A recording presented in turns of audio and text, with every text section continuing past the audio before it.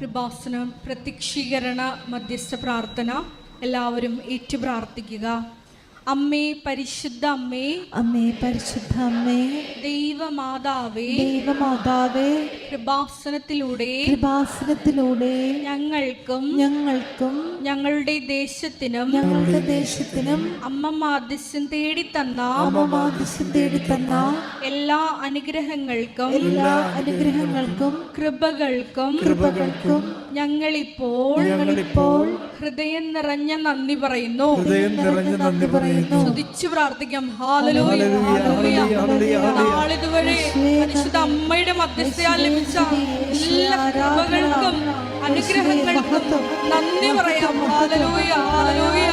യേശുവേ നന്ദി, യേശുവേ ആരാധന. ഹല്ലേലൂയ, ആരാധന. നീ വരൂ സ്നേഹമേ, എൻ ദൈവമേ, ശാന്തിയാ സൗഖ്യമാ, നീ വരൂ എൻ നായക. പരിശുദ്ധ പരമ ദിവ്യകാരുണ്യത്തിന് പരിശുദ്ധ പരമ ദിവ്യകാരുണ്യത്തിന് എന്നേരവും ആരാധനയും സ്തുതിയും പുകഴ്ചയും ഉണ്ടായിരിക്കട്ടെ. പരിശുദ്ധ പരമ ദിവ്യകാരുണ്യത്തിന് എന്നേരവും ആരാധനയും സ്തുതിയും പുകഴ്ചയും ഉണ്ടായിരിക്കട്ടെ. അമ്മേ, പരിശുദ്ധ അമ്മേ, അമ്മേ, പരിശുദ്ധ അമ്മേ, ദൈവമാതാവേ, 2004 ഡിസംബർ 7-ാം തീയതി ഉച്ചകഴിഞ്ഞ് 2:30 കൃപാസനത്തിൽ സംഭവിച്ച അമ്മയുടെ പ്രത്യക്ഷപ്പെടലിനെ കുറിച്ച് തിരുസഭയ്ക്ക് സമർപ്പിച്ചിരിക്കുന്ന പഠനരേഖകളുടെ മേൽ വസ്തുനിഷ്ഠവും ദൈവശാസ്ത്ര വിധി പ്രകാരമുള്ളതുമായ അന്വേഷണ പഠനങ്ങൾ നടത്തി ആ പ്രത്യക്ഷപ്പെടലിലൂടെ പ്രകടമായ ദൈവമാതാവിന്റെ പ്രത്യേക കരുതലും സംരക്ഷണവും വെളിപ്പെടുത്തുന്ന പീഡിതരുടെ ആശ്വാസവും പ്രവാചകന്മാരുടെ രാജ്ഞിയും വാഗ്ദാനത്തിന്റെ പേടകവും പ്രപഞ്ച പ്രകൃതിയുടെ മാതാവുമായ പരിശുദ്ധ അമ്മയുടെ ഭക്തി തിരുസഭയിൽ കൂടുതൽ പ്രചരിച്ച് ജീവിതത്തിന്റെ ദുരന്ത അവസ്ഥകളിൽ അകപ്പെട്ടു കഴിയുന്ന അനേകായിരം മക്കൾക്ക്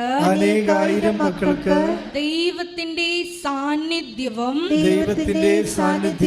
സന്ധിപ്പും കൂടുതൽ അനുഭവിക്കുക വഴി ആത്മീയ വിശുദ്ധിയും ദൈവശക്തിയും കൈവരിക്കുവാൻ ഞങ്ങളുടെ കുടുംബങ്ങളെ ഇടയാക്കണമേ. സ്തുതിച്ചു പ്രാർത്ഥിക്കാം. Hallelujah, hallelujah. ആരാധന. ഞങ്ങളുടെ എല്ലാ ജീവിത മേഖലകളിലും അമ്മയുടെ വലിയ സംരക്ഷണം അനുഭവേദ്യമാകുവാൻ ഈ ആരാധനയിലൂടെ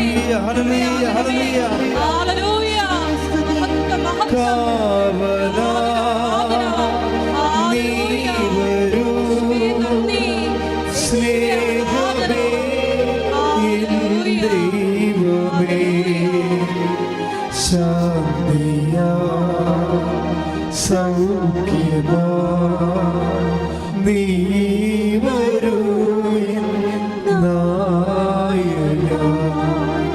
കാവലാ, നീ വരൂ സ്നേഹമേ, എൻ ദൈവമേ, ശാന്തിയാ സൗഖ്യമാ നീ വരൂ എൻ നായക. പരിശുദ്ധ പരമ ദിവ്യകാരുണ്യത്തിന് എന്നേരവും ആരാധനയും സ്തുതിയും പുകഴ്ചയും ഉണ്ടായിരിക്കട്ടെ. പരിശുദ്ധ പരമ ദിവ്യകാരുണ്യത്തിന് എന്നേരവും ആരാധനയും സ്തുതിയും പുകഴ്ചയും ഉണ്ടായിരിക്കട്ടെ. പരിശുദ്ധ പരമ ദിവ്യകാരുണ്യത്തിന് എന്നേരവും ആരാധനയും സ്തുതിയും പുകഴ്ചയും ഉണ്ടായിരിക്കട്ടെ. അമ്മേ പരിശുദ്ധ അമ്മേ, അമ്മേ പരിശുദ്ധ അമ്മേ, ഭൂസ്വർലോകങ്ങളുടെ രാജ്ഞിയായ ഭൂസ്വർലോകങ്ങളുടെ രാജ്ഞിയായ അങ്ങേയ്ക്ക് ഭൗമ സംരക്ഷണത്തിനായി പ്രപഞ്ച പ്രകൃതിയെ തന്നെ തിരുസഭ പ്രതിഷ്ഠിക്കുവാൻ ഈ പ്രത്യക്ഷീകരണം വഴി ഇടയാക്കണമേ. പരിശുദ്ധ അമ്മേ, ജപമാല മാതാവേ, സകല കൃപാസനം പ്രാർത്ഥനകളോടും ചേർത്ത് ഞങ്ങളിപ്പോൾ പ്രാർത്ഥിക്കുന്ന ഈ സമൂഹത്തിന്റെ പ്രത്യേക നിയോഗങ്ങളും മൗനമായിട്ട് നമ്മുടെ ജീവിതത്തെ നൊമ്പരപ്പെടുത്തുന്ന വിഷയങ്ങളെല്ലാം അമ്മയുടെ മധ്യസ്ഥയിൽ ദിവ്യകാരുണ്യ സന്നിധിയിൽ സമർപ്പിച്ച് പ്രാർത്ഥിക്കാം.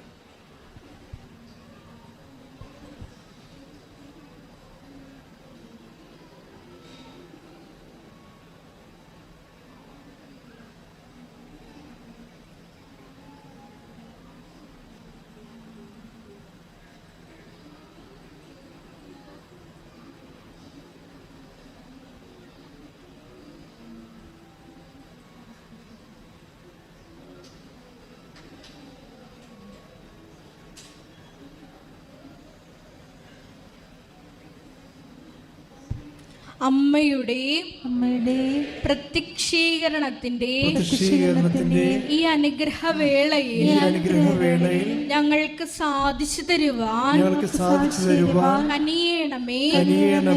ആമേൻ. സ്തുതിച്ചു പ്രാർത്ഥിക്കാം. ഹല്ലേലൂയ, ഹല്ലേലൂയ, ഹല്ലേലൂയ. ആരാധന, ഹല്ലേലൂയ, ഹല്ലേലൂയ. എല്ലാ കൃപകൾക്കും ഞങ്ങൾ നന്ദി പറയുന്നു. ഒരിക്കൽ കൂടി ധ്യാനം നയിക്കുന്ന ബഹുമാനപ്പെട്ട വ്യക്തി ജോസഫിനെ സമർപ്പിച്ച് പ്രാർത്ഥിക്കുന്നു. പരിശുദ്ധ പരമദിവ്യകാരുണ്യത്തിന് ഹൃദയസ്നേഹത്തോടെ പരിശുദ്ധ പരമദിവ്യകാരുണ്യത്തിന് പരിശുദ്ധ പരമദിവ്യകാരുണ്യത്തിന്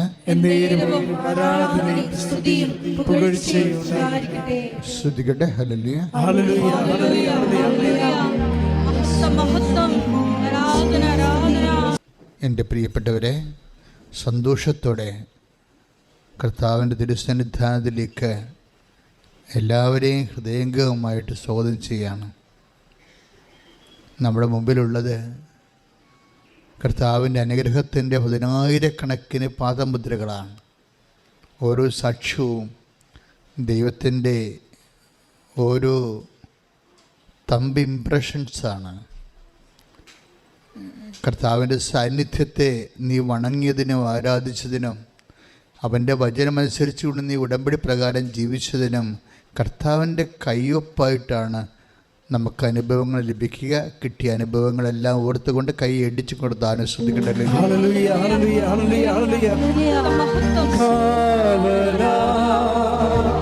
നീ വരൂ സ്നേഹമേ എൻ ദൈവമേ, ശാന്തിയാ സൗഖ്യമാ നീ വരൂ എൻ നായക. കൈ നെഞ്ചത്ത് വെച്ചുകൊണ്ട് പ്രാർത്ഥിക്കുക. കർത്താവായ ദൈവമേ, വീണ്ടും അങ്ങയുടെ സാന്നിധ്യം കടന്നു പോകുന്ന ദൈവത്തിന്റെ ഒരു ഉപകരണമായി എന്റെ ജീവിതത്തെ നീ രൂപാന്തരപ്പെടുത്തണമേ. ശ്രുതികട്ടെ. ഹല്ലേലൂയ, ഹല്ലേലൂയ, ഹല്ലേലൂയ, ഹല്ലേലൂയ.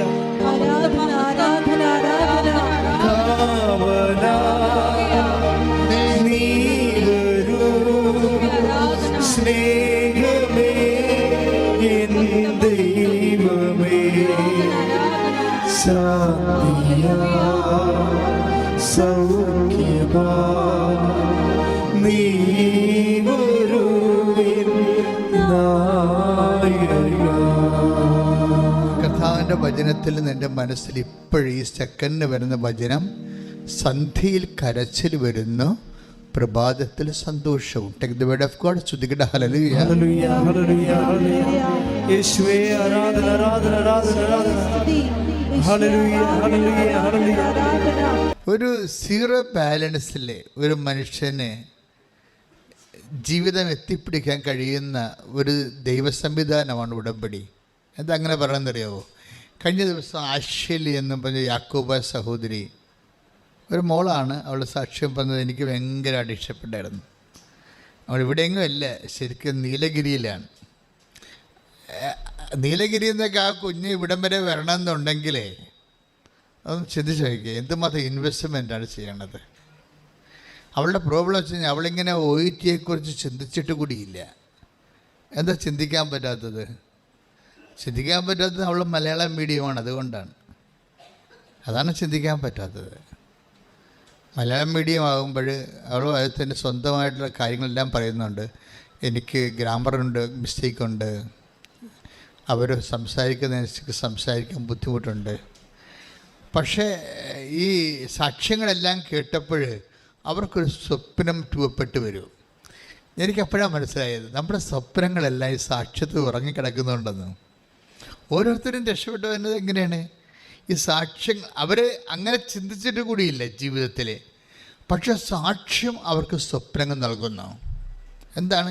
ഇക്കാലത്തെ മനുഷ്യർക്ക് മറ്റു മനുഷ്യരുടെ അനുഭവങ്ങൾ കേൾക്കുമ്പോൾ അവർക്ക് അതുപോലെ കർത്താവ് ഇന്നും ജീവിക്കുന്നു, കർത്താവ് എൻ്റെ ജീവിതത്തിലും എൻ്റെ കണ്ണീരും തുടക്കും, എന്നെയും കർത്താവ് ഉയർത്തും എന്ന്. അപ്പോൾ ഈ ഒന്നാമത്തെ ഒരു ഉടമ്പടി വർക്ക് ചെയ്യുമ്പോൾ തന്നെ തുടങ്ങുമ്പോൾ തന്നെ ഞങ്ങൾ പറയണത് ഇത് വർക്ക് ചെയ്യേണ്ടത് നോട്ട് ബൈ മെറിറ്റിലാണെന്ന് പറയും. എനിക്കതിൻ്റെ അർത്ഥമൊന്നും ആദ്യം അറിയാൻ പാടില്ലായിരുന്നു. ഇപ്പം ഈ സാക്ഷ്യങ്ങളൊക്കെ ആൾക്കാരെ പറയാൻ തുടങ്ങിയപ്പോഴൊക്കെ മനസ്സിലായത് ഈ നോട്ട് ബൈ മെറിറ്റ് എന്തുമാത്രം ആഴമാണെന്ന്. മനുഷ്യൻ്റെ മുഴുവൻ പ്രശ്നം അതാണല്ലോ, മെറിറ്റില്ലാത്തതാണല്ലോ. നമ്മുടെ യോഗ്യത കൊണ്ടല്ല, കർത്താവിൻ്റെ കൃപ കൊണ്ടാണ്. അത് പറയുമ്പോൾ ഈസിയാണ്, പക്ഷെ അതൊരു ജീവിതമാണ്, ഒരു ജീവിത സാകല്യമാണ്. Not by merit. ഇവിടെ എല്ലാം നഷ്ടക്കൊടാലിയായിരിക്കുന്നത് മെറിറ്റിൻ്റെ അടിസ്ഥാനത്തിലാണ്. പക്ഷെ ഒരു മനുഷ്യൻ മെറിറ്റ് ഇല്ലെങ്കിൽ അവർ ഒന്നും അല്ലെന്നാണ് ലോകം പറയണത്. പക്ഷെ ഒരു മനുഷ്യൻ മെറിറ്റില്ല, യോഗ്യത ഇല്ലെങ്കിൽ അവരെ എല്ലാം ആക്കാമെന്നാണ് കർത്താവ് നൽകുന്ന പ്രത്യാശ വാഗ്ദാനം. കൈയടിച്ച് കർത്താവ്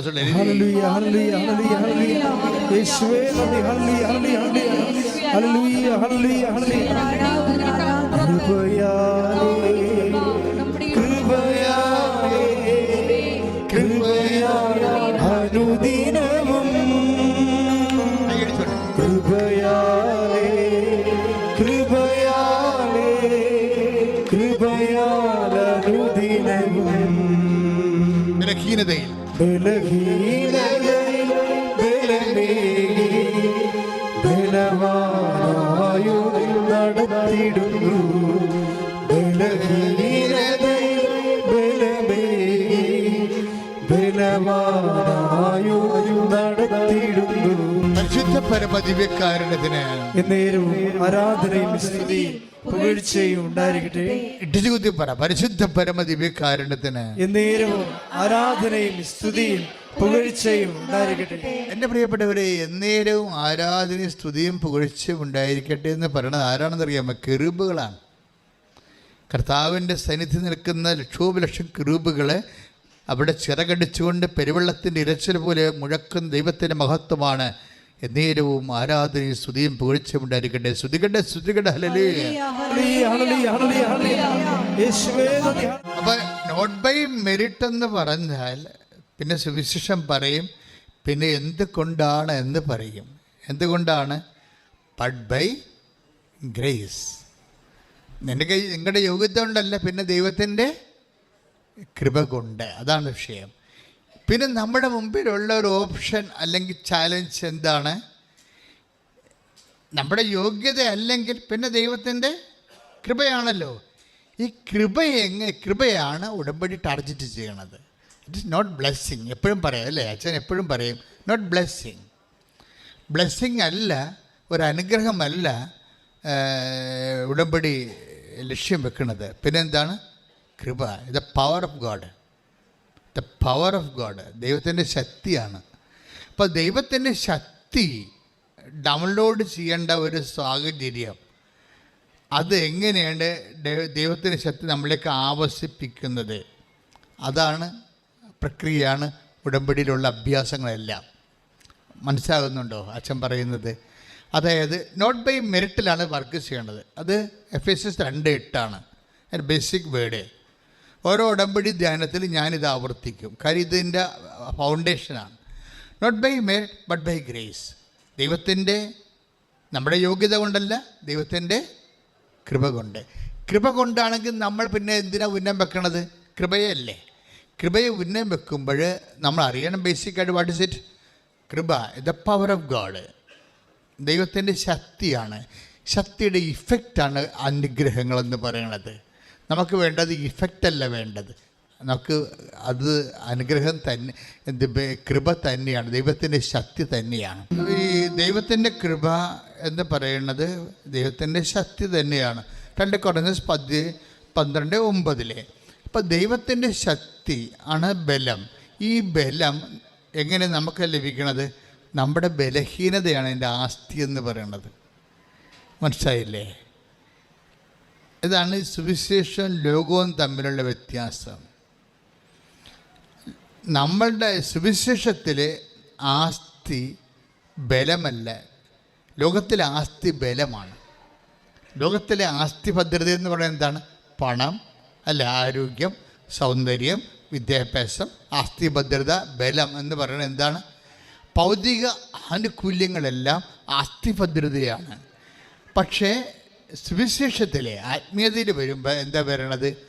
നമ്മുടെ ആസ്തി ഭദ്രത എന്ന് പറയണത് ബലമല്ല, ബലഹീനതയാണ്, ഡീമെരിറ്റ്സുകളാണ്.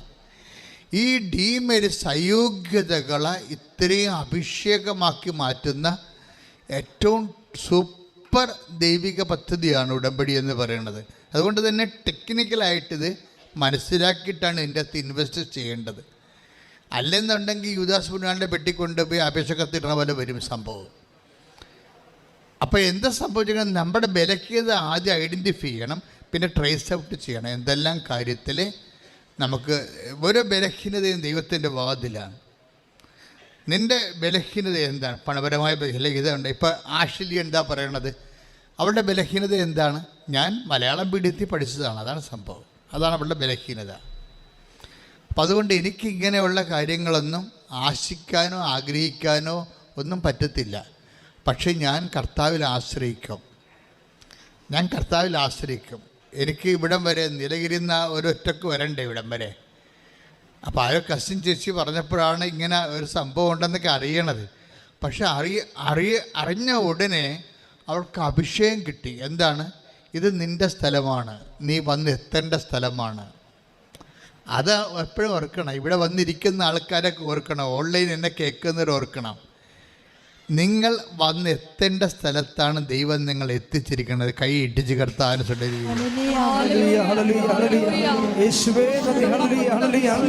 പരിശുദ്ധ പരമദിവ്യകാരുണ്യത്തിന് ആരാധനയും സ്തുതിയും പുകഴ്ചയും ഉണ്ടായിരിക്കട്ടെ. എന്തിനാ അച്ഛൻ ഇങ്ങനെ കേസ് സ്റ്റഡി എടുക്കണത്? കേസ് സ്റ്റഡി ഇപ്പോഴത്തെ പ്രസൻറ്റ് കേസ് സ്റ്റഡി അല്ലേ എടുക്കണം. എല്ലാ ഉടമ്പടി ധ്യാനത്തിലും ആ ആഴ്ചയിലെ സാക്ഷ്യ വിചാരണങ്ങളാണ് ചെയ്യണത്. ആ സാക്ഷ്യ വിചാരണത്തെ സഞ്ചരിക്കുന്ന ദൈവത്തിൻ്റെ പദ്ധതി പ്രയോഗങ്ങളാണ് നിങ്ങൾക്കത് ഒരു മെത്തേഡ്, ഒരു മോഡലായി മാറും. നിങ്ങൾ കരകയറാൻ വേണ്ടിയുള്ള മോഡലാണ് അച്ഛൻ നിങ്ങൾക്ക് തരണത്. കണ്ടില്ലേ? ഇപ്പോൾ ഈ ആഷ്ലി എന്താ ചെയ്യണത്? ഇവിടെ ബലഹീനത, ദൈവത്തിൻ്റെ പവർ അപ്ലോഡ് ചെയ്യാൻ പറ്റുന്ന ബലഹീനത ഇവളെങ്ങനെയാണ് യൂസ് ചെയ്യണമെന്ന് നോക്കണം. വെച്ചാൽ ഇത് ഫുൾ ആൻഡ് ഫുൾ ഇനി എൻ്റെ കയ്യിലല്ല ഇരിക്കണത്, ദൈവത്തിൻ്റെ കയ്യിലാണെന്ന് അവൾ മനസ്സിലാക്കുന്ന കാര്യം എന്താണ്? മലയാളം മീഡിയമാണ്, അതുപോലെ തന്നെ ഇംഗ്ലീഷ് മീഡിയത്തിലുള്ള ആൾക്കാർ പോലും 3 പ്രാവശ്യമൊക്കെയാണ് OIT എഴുതുന്നത്. അതാണ് അത് വ്യത്യാസം. ആ വ്യത്യാസമൊക്കെ മനസ്സിലാക്കണം. കാര്യം മൊഡ്യൂൾസിന് എല്ലാ മൊഡ്യൂൾസ് ചിലപ്പോൾ ഹൈ 5 പോകുന്നവർക്ക് ചിലപ്പോൾ എല്ലാ മൊഡ്യൂൾസും ചിലപ്പോൾ അവർ കവർ ചെയ്യായിരിക്കും. പക്ഷേ ഇംഗ്ലീഷ് മീഡിയം ആൾക്കാർ പോലും ഒരു 2-3 പ്രാവശ്യമൊക്കെ വൈറ്റ് എഴുതുമ്പോഴാണ് എല്ലാ മൊഡ്യൂൾസൊക്കെ ഒത്തുവരണത്. അപ്പോൾ ആ സമയത്ത് മലയാളം മീഡിയത്തിൻ്റെ കാര്യം ഭയങ്കര കഷ്ടമല്ലേ. പക്ഷേ അവൾക്ക് എന്തുകൊണ്ട് കോൺഫിഡൻസ് എന്താണെന്ന് വെച്ച് കഴിഞ്ഞാൽ not by merit but by grace കർത്താവ് ഇത് വർക്ക് ചെയ്യുമെന്നുള്ളപ്പോൾ അവളുടെ മനസ്സിരിക്കണം എന്താണ്, അവളുടെ ബലഹീനതയെ ബലം പ്രാപിക്കാനുള്ള ഒരു പാത്രമാണ്, അവസ്ഥയാണ്. നമ്മുടെ ബലഹീനത എന്ന് പറഞ്ഞാൽ എന്താണ്? ഇപ്പോൾ എന്താ ബലഹീനത എന്ന് ഉദ്ദേശിക്കുന്നത് എന്താണ്? കുറവ്, ഏതെങ്കിലും വിധത്തിലുള്ള നമ്മുടെ കുറവാണ്. ചിലപ്പോൾ പണപരമായ കുറവായിരിക്കാം, ചിലപ്പോൾ വിദ്യാഭ്യാസ കുറവായിരിക്കാം, ആരോഗ്യമായ കുറവായിരിക്കാം. ഇപ്പം ഞാനൊക്കെ രക്ഷപ്പെട്ട് നിൽക്കുന്നത് ആരോഗ്യമായ കുറവിലല്ലേ. ആരോഗ്യമായ കുറവിൽ 4 രോഗങ്ങളുണ്ടെന്ന് ഞാൻ പറഞ്ഞിട്ടുണ്ടല്ലോ. സെക്യുനായിൽ ഇൻ്റർവ്യൂ പറഞ്ഞിട്ടില്ലേ 4 രോഗങ്ങളുണ്ട്. എത്രയോ വർഷങ്ങളിൽ കൊണ്ടു നടക്കുന്നതാണ്. അതെല്ലാം ഈ ബലം പ്രാപിക്കാനുള്ള ഒരു വിഷയമായിട്ട് എപ്പോഴും സമർപ്പിച്ചുകൊണ്ടേയിരിക്കുകയാണ്. അത് സൗഖ്യപ്പെടണമെന്ന് അല്ലെങ്കിൽ രക്ഷപ്പെടണമെന്ന് ഞാൻ ഒരിക്കലും ആഗ്രഹിച്ചിട്ടില്ല. എന്താ കാര്യം? കർത്താവിൻ്റെ ആഗ്രഹം മറിച്ചാണെങ്കിൽ നമുക്ക് തിരിച്ചാഗ്രഹിക്കാൻ പറ്റുമോ? കർത്താവ് നമ്മളെ ശക്തിപ്പെടുത്താൻ വേണ്ടിയുള്ള ഒരു ഇടമായിട്ടാണ് ബൈബിൾ എന്താ പറയണത്? ബലഹീനതയിലാണ് ദൈവത്തിൻ്റെ ശക്തി പ്രവർത്തിക്കുന്നത്. അപ്പോൾ എന്നെ ശക്തീകരിക്കാൻ വേണ്ടി ദൈവം വെച്ചിരിക്കുന്ന അല്ലെന്ന് നമുക്ക് എങ്ങനെ തിരിച്ചറിയാൻ പറ്റും? അതുകൊണ്ട് ബുദ്ധിപരമായിട്ട് ആധ്യാത്മിക ജ്ഞാനമുള്ളവർ ഒരിക്കലും ഈ ബലഹീനതയെ ഓർത്തുകൊണ്ട് സ്തുതിക്കുകയുള്ളൂ. അതാണ് പൗലോസ് ചെയ്യണത്. ഞാൻ എൻ്റെ take the word of God സ്തുതിക്കട്ടെ. ഹല്ലേലൂയ ഹല്ലേലൂയ ഹല്ലേലൂയ ഹല്ലേലൂയ ഹല്ലേലൂയ യേശുവേ നന്ദി. ഹല്ലേലൂയ ഹല്ലേലൂയ യേശുവേ നന്ദി, യേശുവേ ആരാധന. ഹല്ലേലൂയ. 2 കൊരിന്തോസ് 12:9. ഇത് രണ്ടാമത്തെ ബേസിക് വേർഡാണ് ഉടമ്പടിയുടെ. വായിച്ചോളൂ. എന്നാൽ അവിടുന്ന് എന്നോട് അരുളി ചെയ്തു. പറഞ്ഞു എന്നാൽ അവിടുന്ന് എന്നോട് അരുളി ചെയ്തു. നിനക്ക് എന്റെ കൃപ മതി. നിനക്ക് എന്റെ കൃപ മതി. എന്തെന്നാൽ ബലഹീനതയിലാണ് എന്റെ ശക്തി പൂർണ്ണമായി പ്രകടമാകുന്നത്. അടുത്ത വായിച്ചു. ക്രിസ്തുവിന്റെ ശക്തി എന്റെ മേൽ ആവസിക്കേണ്ടതിന് ഞാൻ പൂർവാധികം സന്തോഷത്തോടെ എന്റെ ബലഹീനതയെ കുറിച്ച് പ്രശംസിക്കും. അതാണ് വിഷയം. ഇപ്പം എന്തെങ്കിലും ഒരു ഡീമെറിറ്റ്സ് വന്നാൽ അത് നമുക്ക് പ്രൈസ് ആൻഡ് വർഷിപ്പിൻ്റെ ഭാഗമാക്കി മാറ്റണം. മനസ്സിലായില്ലേ? എന്തെങ്കിലും ഡീമെറിറ്റ്സ് വന്നാൽ, ഇപ്പം സൗന്ദര്യക്കുറവ് വന്ന്, ആരോഗ്യക്കുറവ് വന്ന്, സാമ്പത്തിക കുറവ് വന്ന്, വിദ്യാഭ്യാസക്കുറവ് വന്ന്, അല്ലെങ്കിൽ നിന്നെ തിരക്കാനോ നോക്കാനോ അന്വേഷിക്കാനോ നിൻ്റെ കല്യാണം ആലോചിക്കാനോ വേണ്ടപ്പെട്ട ആൾക്കാരില്ലായ്മ വന്നു, അവർ മരിച്ചുപോവുകയെല്ലാം ചെയ്ത്, എൻ്റെ മക്കളെ ആരെയും കണ്ടുകൊണ്ടല്ല ആരെയും സൃഷ്ടിച്ചിരിക്കണത്. നിങ്ങൾ വിചാരിക്കുക എൻ്റെ അപ്പനുണ്ടായിരുന്നെങ്കിൽ, എൻ്റെ ആങ്ങളെ ഉണ്ടായിരുന്നെങ്കിൽ. That is the most dangerous and nonsense word.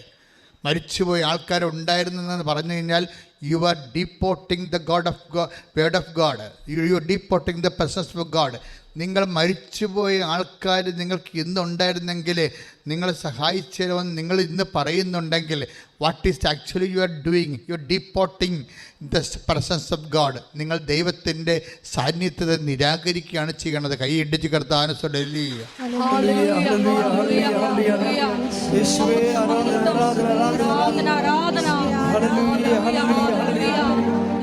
നിന്റെ മാത്രം കണ്ട് മുന്നേറുവാൻ ഞങ്ങളെ അഭിഷേകം ചെയ്യണമേ.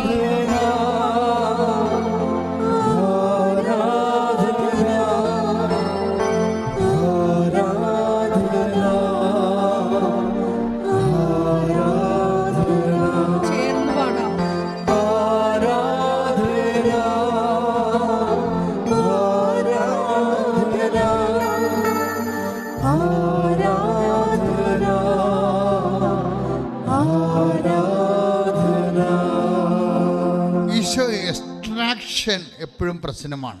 എക്സ്ട്രാക്ഷൻ ഉടമ്പടിയുടെ പ്രധാനപ്പെട്ട ഒരു അഭ്യാസമാണ്.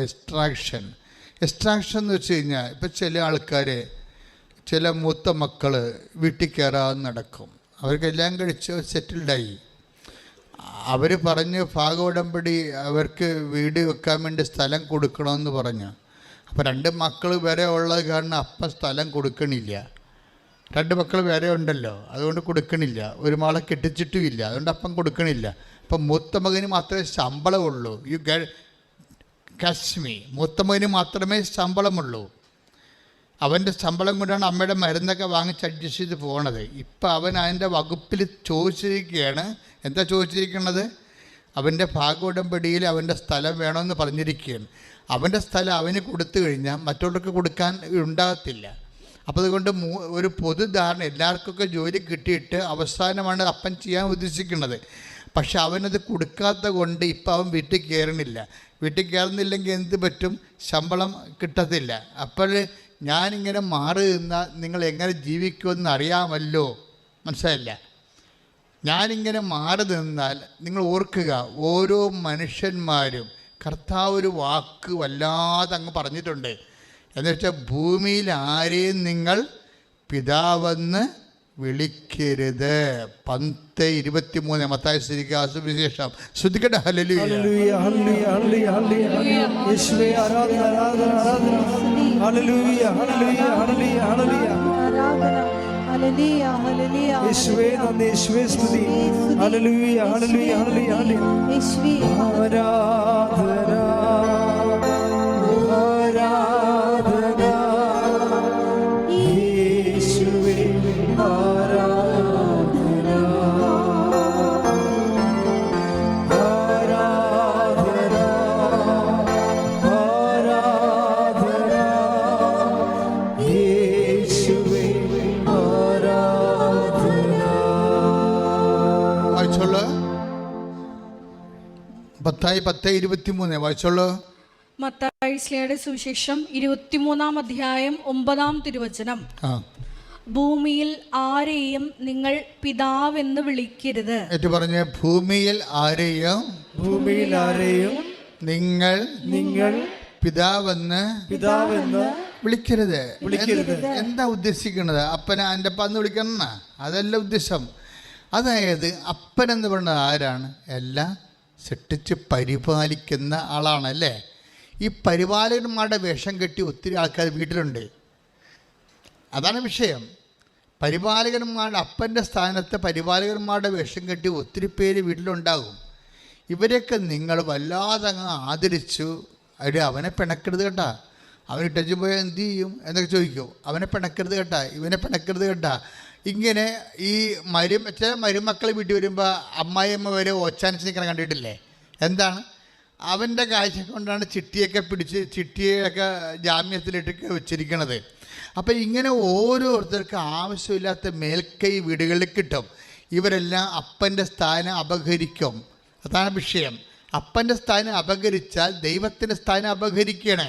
അതുകൊണ്ട് തന്നെ you should not give more importance to anybody in your life. അത് എക്സ്ട്രാക്ഷനാണിത്. മനസ്സിലായില്ലേ? അതായത് ദൈവത്തെ മാറ്റി നിർത്തിക്കൊണ്ട് ആർക്കും പ്രാധാന്യം കൊടുത്തു കഴിഞ്ഞാൽ ദൈവത്തിന് ആ കുടുംബത്തിൽ സ്ഥാനമില്ല. നിൻ്റെ കുടുംബത്തിൽ, നിൻ്റെ ജീവിതത്തിൽ ദൈവത്തിന് സ്ഥാനമില്ലാതെ ഏതെങ്കിലും കാലത്ത് വന്നിട്ടുണ്ടെങ്കിൽ അതിന് ഒരു കാരണം നീ ദൈവത്തെക്കാളേറെ ആർക്കോ ഇമ്പോർട്ടൻസ് കൊടുക്കുന്നുണ്ട്. Catch it. ശ്രദ്ധിക്കട്ടെ. ഹല്ലേലൂയ ഹല്ലേലൂയ ഹല്ലേലൂയ ഹല്ലേലൂയ ഹല്ലേലൂയ ഹല്ലേലൂയ യേശുവേ സ്തുതി, യേശുവേ ആരാധന ഹല്ലേലൂയ ഹല്ലേലൂയ ഹല്ലേലൂയ ഹല്ലേലൂയ യേശുവേ നന്ദി, ഹല്ലേലൂയ ഹല്ലേലൂയ ഹല്ലേലൂയ യേശുവേ ആരാധന ആരാധന ഹല്ലേലൂയ ഹല്ലേലൂയ ഹല്ലേലൂയ ഹല്ലേലൂയ യേശുവേ സ്തുതി, ഹല്ലേലൂയ ഹല്ലേലൂയ നാഥാ നീ മതിയേ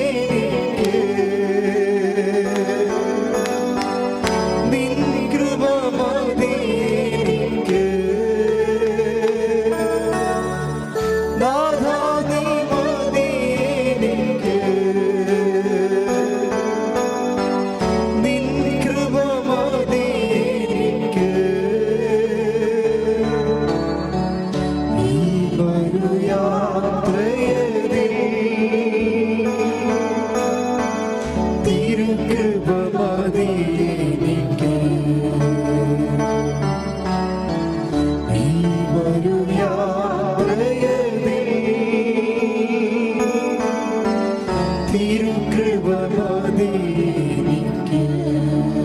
പരിശുദ്ധ പരമദിവ്യകാരുണ്യത്തിന് എന്നേരവും ആരാധനയും സ്തുതിയും പുകഴ്ചയും ഉണ്ടായിരിക്കട്ടെ.